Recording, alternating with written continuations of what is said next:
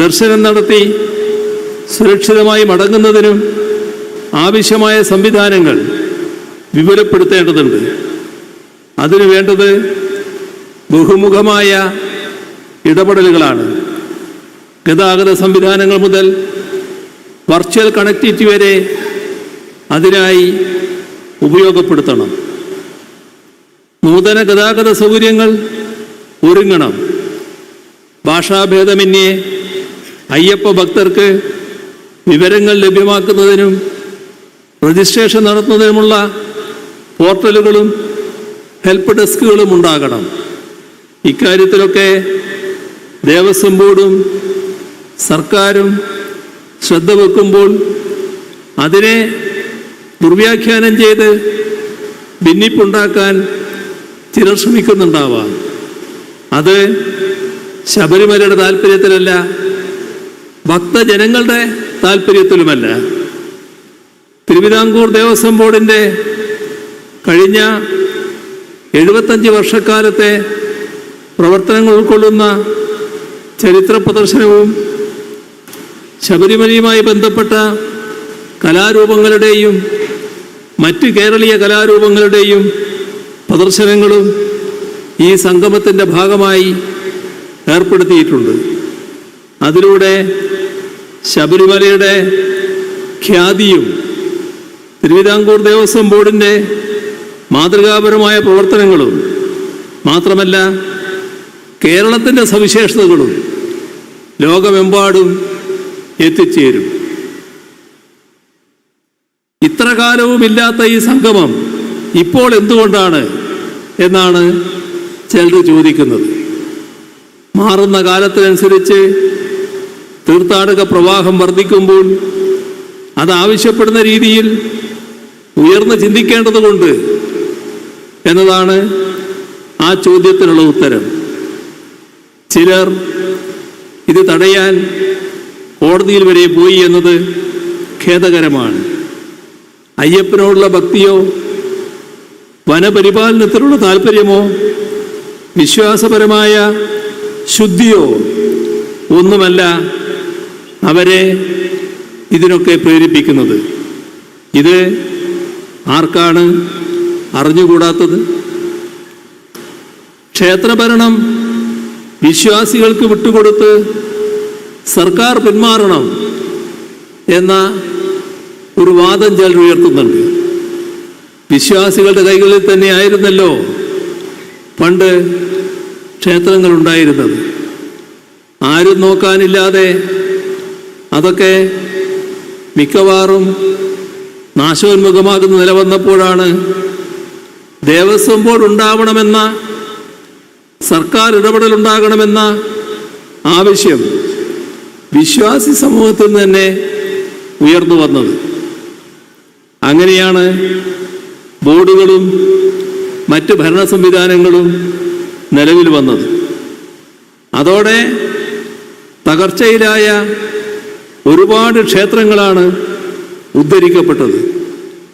ക്ഷേത്ര ജീവനക്കാർക്ക് കൃത്യമായി ശമ്പളം ഉറപ്പായത്, ജീർണതയിൽ നിന്ന് രക്ഷപ്പെട്ടത് എല്ലാം അതിനുശേഷമാണ്. 2019 കോവിഡ് മഹാമാരിയുടെ സാഹചര്യം എല്ലാവരും ഓർക്കുന്നുണ്ടാവും. ആ സാഹചര്യത്തിൽ ദേവസ്വം ബോർഡിൻ്റെ ദൈനംദിന പ്രവർത്തനങ്ങൾ പോലും വിഷമത്തിലാകുന്ന സ്ഥിതിയാണ് ഉണ്ടായത്. അന്ന് 140 കോടി രൂപയുടെ ധനസഹായമാണ് സർക്കാർ ബോർഡിന് നൽകിയത്. മരാമത്ത് പണികൾക്കായി 123 കോടി രൂപയും ലഭ്യമാക്കി.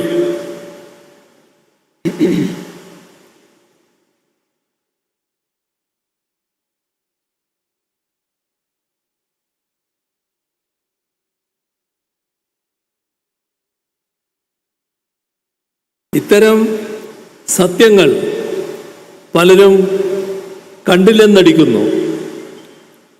ക്ഷേത്രങ്ങൾ വിശ്വാസികൾക്ക് വിട്ടുകൊടുക്കണമെന്ന് പറയുന്നവർ സർക്കാർ സഹായമില്ലാത്ത പഴയകാല ദുരവസ്ഥയിലേക്ക് ക്ഷേത്രങ്ങൾ തിരിച്ചു പോകണം.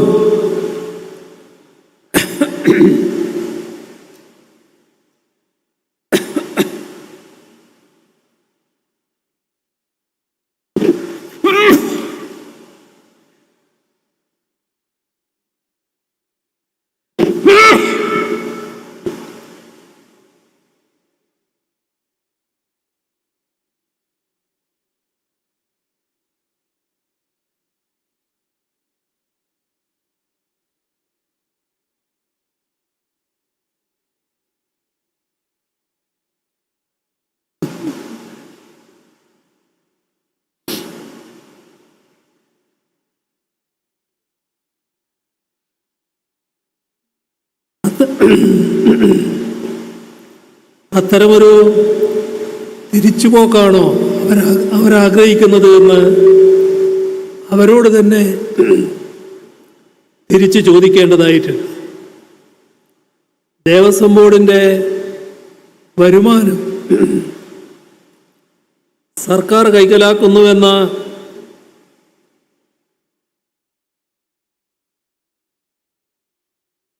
വ്യാജ പ്രചരണം ചിലര് ബോധപൂർവം ഇപ്പോഴും നടത്തി വരുന്നുണ്ട്. ഇതെല്ലാം പലതവണ വിശദീകരിച്ച കാര്യമാണ്. നേരത്തെ ദേവസ്വം ബോർഡ് പ്രസിഡന്റും അതുമായി ബന്ധപ്പെട്ട കാര്യങ്ങൾ പറയുകയുണ്ടായി. ഇവിടെ ശ്രദ്ധിക്കേണ്ട കാര്യം, ക്ഷേത്ര വരുമാനത്തിൽ നിന്ന് സർക്കാർ ഒരു പൈസ പോലും എടുക്കുന്നില്ല എന്നതാണ്. എന്നാൽ ദേവസ്വം ബോർഡിന് സർക്കാർ പണം നൽകുന്നു എന്നതുകൂടി കാണേണ്ടതായിട്ടുണ്ട്. അതുകൊണ്ടാണ് താരതമ്യേന തുച്ഛ വരുമാനം മാത്രമുള്ള എത്രയോ ക്ഷേത്രങ്ങളിൽ ഇന്നും അന്ത്യത്തിരി തെളിയുന്നത്. അവിടങ്ങളിലെ ക്ഷേത്ര ജീവനക്കാർ പട്ടിണിയിലാകാത്തത്. ശബരിമല മാസ്റ്റർ പ്ലാൻ പ്രവൃത്തികൾ ആരംഭിച്ച 2011-2012 മുതൽ നാളിതുവരെ 148 കോടി 50 ലക്ഷം രൂപ വിവിധ വികസന പദ്ധതികൾക്കായി സർക്കാർ ചെലവഴിച്ചിട്ടുണ്ട്. ശബരിമലയുടെ ബേസ് ക്യാമ്പായ നിലക്കലിൻ്റെ ലേഔട്ട് പ്ലാനിന് 2020 തന്നെ സർക്കാർ അംഗീകാരം നൽകിയിരുന്നു. ശബരിമല മാസ്റ്റർ പ്ലാൻ ഉന്നതികാര സമിതിയുടെ പ്രവർത്തനത്തിലെ കാലതാമസം കാരണം ഫണ്ട് യഥാസമയം ചെലവഴിക്കാൻ കഴിയാത്ത സാഹചര്യം മുൻപുണ്ടായിരുന്നു. എന്നാൽ സർക്കാരിൻ്റെ നിരന്തരമായ ഇടപെടൽ മൂലം ശബരിമല മാസ്റ്റർ പ്ലാൻ പദ്ധതിയിൽ ഉൾപ്പെട്ട പ്രവൃത്തികളെല്ലാം തന്നെ വേഗത്തിലാക്കാൻ കഴിഞ്ഞിട്ടുണ്ട്. അതിൻ്റെ ഭാഗമായി സന്നിധാനത്തിൻ്റെയും പമ്പയിലെ ട്രക്ക് റൂട്ടിൻ്റെയും ലേഔട്ട് പ്ലാനുകൾക്ക് സർക്കാർ കഴിഞ്ഞ ജനുവരിയിൽ അംഗീകാരം നൽകുകയുണ്ടായി. 2016-17 മുതൽ 2025 വരെ ദേവസ്വം സ്ഥാപനങ്ങളുടെ ആധുനികവൽക്കരണത്തിനും വികസനത്തിനുമായി 650 കോടിയോളം രൂപയാണ് സർക്കാർ അനുവദിച്ചത്. തിരുവിതാംകൂർ ദേവസ്വം ബോർഡിന് 145 കോടി രൂപ, കൊച്ചിൻ ദേവസ്വം ബോർഡിന് 26 കോടി രൂപ, മലബാർ ദേവസ്വം ബോർഡിന് 305 കോടി രൂപ, കൂടൽമാണിക്യം ദേവസ്വത്തിന് 4 കോടി രൂപ, ദേവസ്വം റിക്രൂട്ട്മെന്റ് ബോർഡിന് 21 കോടി രൂപ, ശ്രീപത്മനാഭ